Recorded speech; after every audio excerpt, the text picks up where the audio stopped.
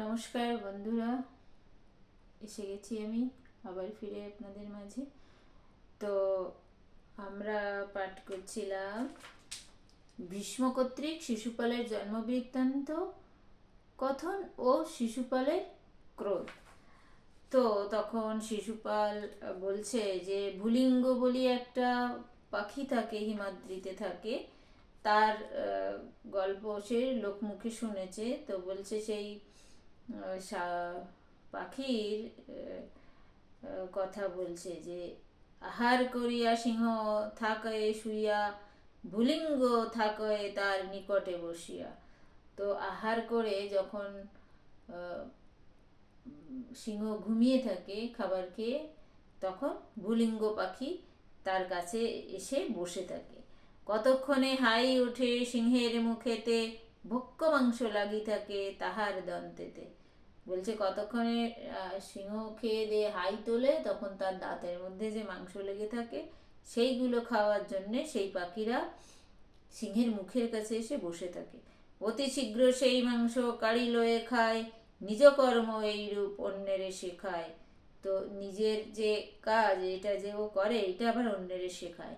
সিংহের কৃপাতে রহে ভুলিঙ্গ জীবন, ইঙ্গিতে মারিতে পারে যদি করে মন।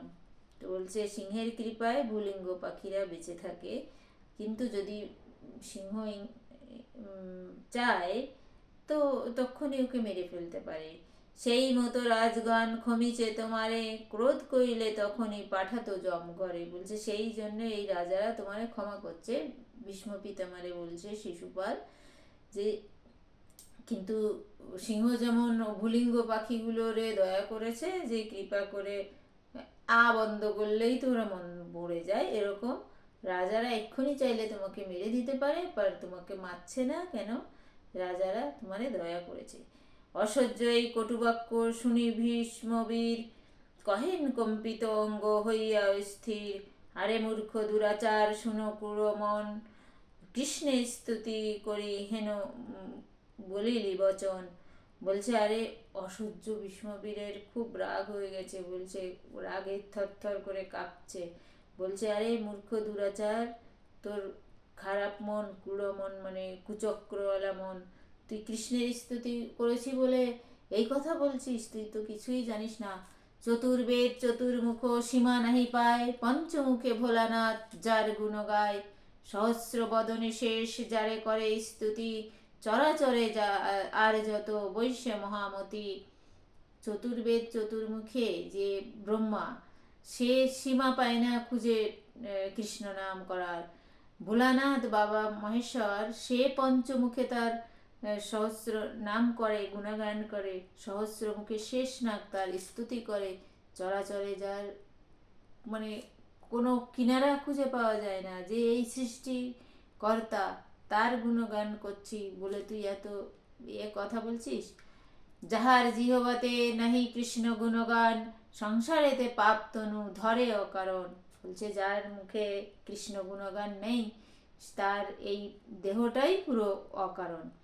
ক্ষুদ্র যে মনুষ্য আমি হই অল্পমতি, আমি কি করিতে পারি কৃষ্ণ গুণস্তুতি।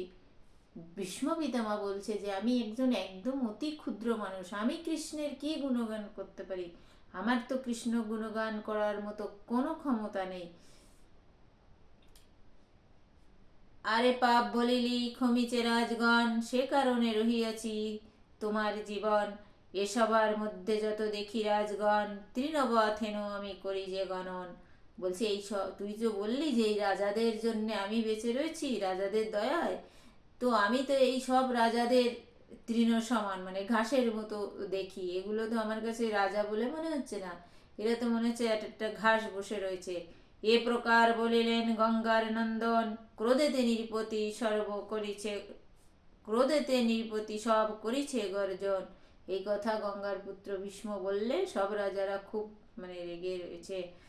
তো সাধুগণ সাধু রাজগণ শুনি হইল হরস, দুষ্ট রাজগণ সব বলয়ে কর্কশ।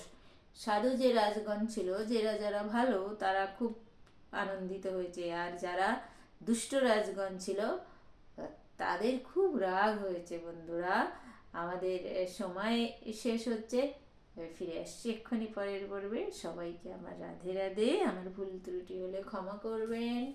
রাধে রাধে।